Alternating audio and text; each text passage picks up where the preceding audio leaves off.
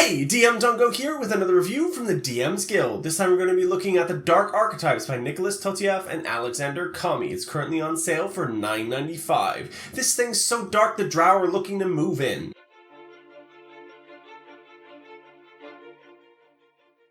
Right, the Dark Archetypes. Now what is this? This is a collection of slightly macabre archetypes for the 12 main classes of D&D 5th edition. Sorry Artificer, no love this time. Maybe the expansion?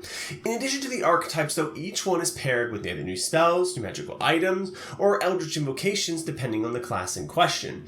Each archetype is a dark reflection of its usual fare, from the cleric of the demon cult domain to the monk way of the Oni. Each one leverages its more darker side to its maximum potential. I'll talk about a few of these in depth to grant you an idea of what you're getting in the overall product, and whether or not to include any of these dark archetypes in your game. I would recommend if you're running something like Curse of Strahd or something similar with a more dark or evil or possibly like macabre themes, these class archetypes might do really well in those settings. But first, let's start with the Fighter Tormentor.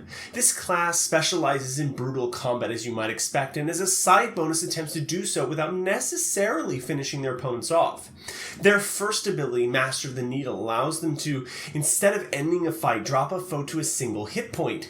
In addition, they also gain advantage to attack rolls and add their proficiency bonus to damage while they are grappling their opponent, maybe because they'd like to see the fear in the eye of their opponents. At level 3, you have Tormentor's Gaze. You can either gain proficiency in intimidation or double your existing proficiency bonus. Ruiner at level 7, you can target specific body parts to inflict different status effects like blindness, disadvantage on attack rolls, or opening existing wounds causing more damage to be dealt with any subsequent attacks.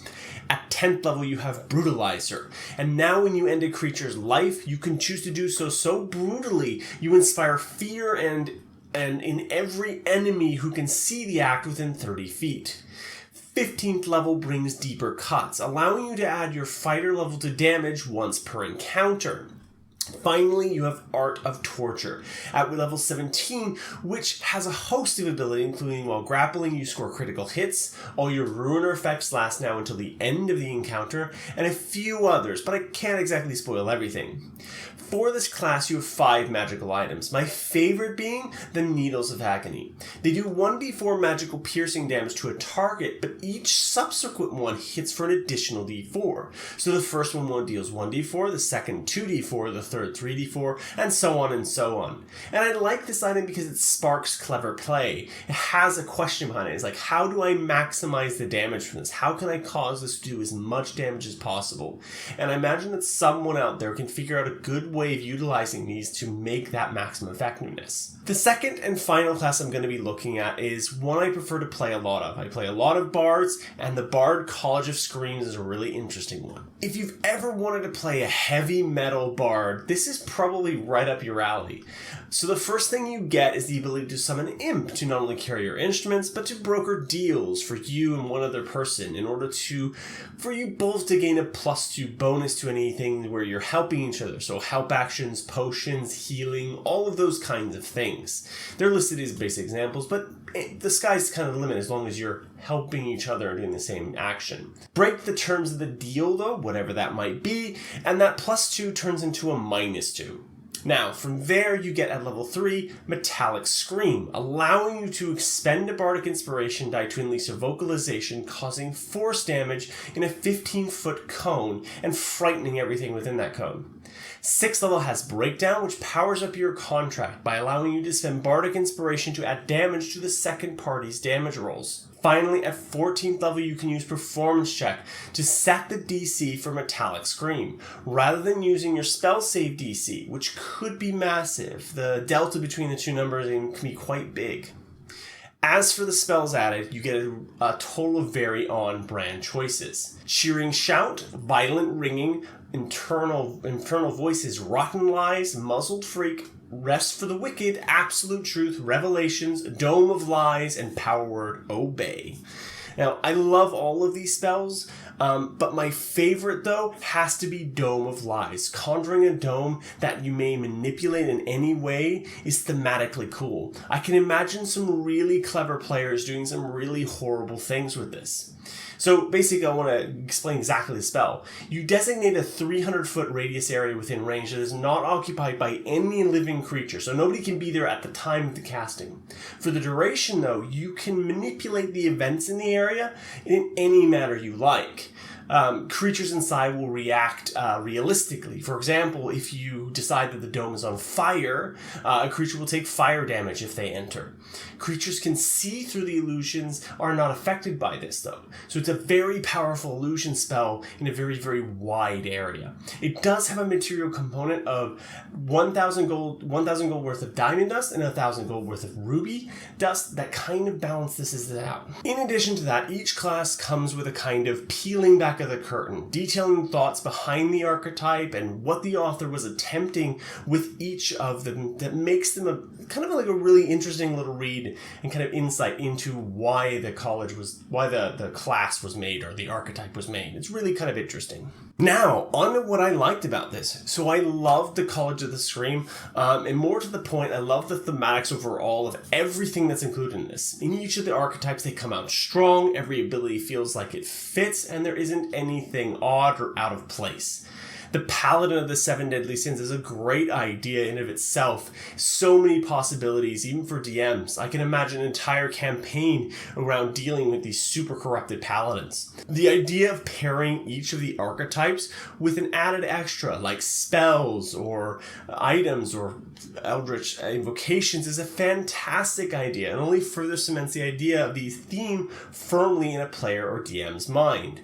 There's some really interesting ideas on transferring proficiency bonus or using skill checks to determine to deceive an ability, which I really like. It adds a bit more dice rolling, which players always seem to like. I really liked the behind the sidebars. They were really interesting at the end of each class. Gained an insight into the writers, but they're not particularly needed by players. They're just really nice to have to kind of give you an insight of how the class should be played or how the class should be played in a mind of the writer. Finally, I really did love the art style. It's such an interesting way of doing it. Silhouetting in blood feels like a perfect fit for this type of product. So kudos to the artist here. Now, on to what I didn't like. There are a couple of things that I've already mentioned to the author, but I would love to see an appendix at the very end with all the spells listed. And magical items just for easy referencing to figure out where things are. So, finally, the big question. Are the archetypes balanced?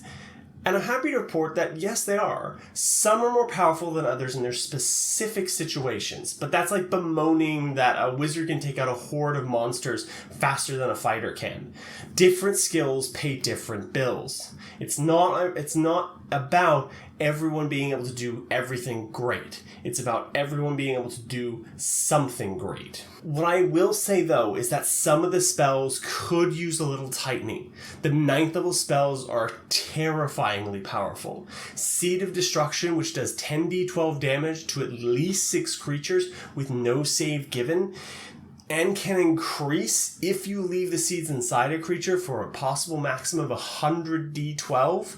A little scary, that one. I can see a druid setting up, getting to somewhere with stealth, using Pass Without a Trace, and plopping Seeds of Destruction on a dragon and just waiting 10 rounds until the seeds get to their maximum potency and dropping the concentration and just outright one-shotting your big bad evil guy.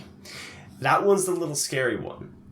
The Bard word Power Obey is also really strong if your charisma score is higher than the target. They are basically yours forever. There's no additional saves you make. It's kind of like the vampire ability Compel, but a little more insidious in that it doesn't require additional saving throws. It just carries on until you end it, a wish ends it, or divine intervention. Now, I understand it's a 9th level spell, but in some ways, this feels more like a 10th level, or maybe even an 11th level spell, because these are like, I have a thrall forever. However, saying that, there is an eldritch ability in the Warlock. the Warlock Great Old one that kind of mirrors this ability, but it's a class ability and it's quite high up. I think it's level 17 that you get this ability, and there are strict requirements for how it works. Saying all that, and saying that those couple of spells, I don't think a DM needs to include them, and they're rare exceptions to the rule rather than the norm, as it were. Most of the 9th level spells are okay. They don't have these huge power things. All of them have saving throws or have some way of mitigating them or dealing with them, and they are 9th level spells, so you kind of expect them to be very powerful. So, on to my final thoughts in my rating. So, the Dark Archetypes.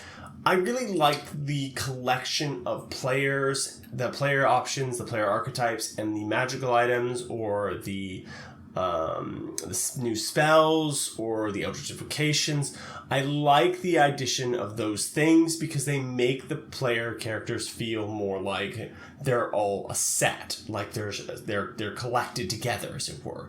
And because of that, I think this works for a very particular type of campaign. If you're playing something like Curse of Strahd, I think this will work really well. If you're playing a darker, more mature campaign, I think these class archetypes work much better for those settings than your traditional stuff that you find in the player's handbook. Now, could you mix and match them? Probably, and it would still work really well.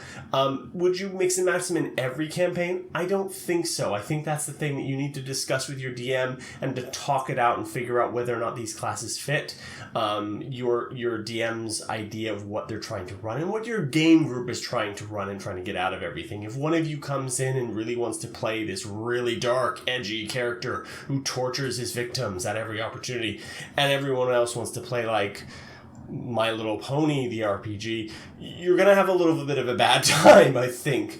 So it is like managing those player expectations so everyone's on the same page as to what kind of game they want to run. And that's kind of the case of everything, really. Is it perfect? No. Is it really balanced? Yes. Now, some of you may be aware of the Dark Arts player compendium that's out there.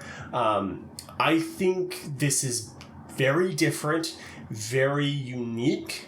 I don't think there's any overlap. I did mention this to the author a while back. I don't think there is any overlap. I've read both very extensively, and I've used both very extensively in games that I have. In all honesty, this is more geared towards players and feels better for it.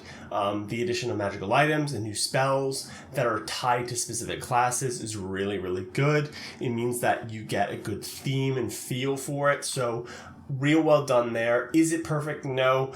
I think it warrants a 4.5 out of 5. The only reason I knock off half a point is because I really do want to see that index, just as I have a list of spells. And it might be nice to have the same index for magical items, potentially to roll on them as a rollable table. It's kind of one of those minor things that I think comes up occasionally. Finally, like I said, the other thing is that some of the 9th level spells could use a little tweaking down. Yes, they're 9th level spells, but they shouldn't guarantee a guaranteed kill on almost every enemy that's in the game. Because 100 d12 is what? 7 times 100? So 700 damage? Yeah, that's right. Jeez. 700 damage that you have no save against? That's quite a lot. That's quite a lot. Yes, you can break the concentration to end it early, but that's still a lot of damage that can rack up very quickly on multiple targets. Even if it was a single target, I would be concerned with that much damage, essentially. Like I said, 4 out of 5 stars, really great product. Only a couple of spells that are a little overpowered, and other than that, I think it's a great product. Definitely a buy. Thank you. This has been DM Dongo. Please do remember to like, comment, and subscribe. And if you wanted to pick up the Dark Archetypes, please do remember to use the affiliate code that is down below. Peace out.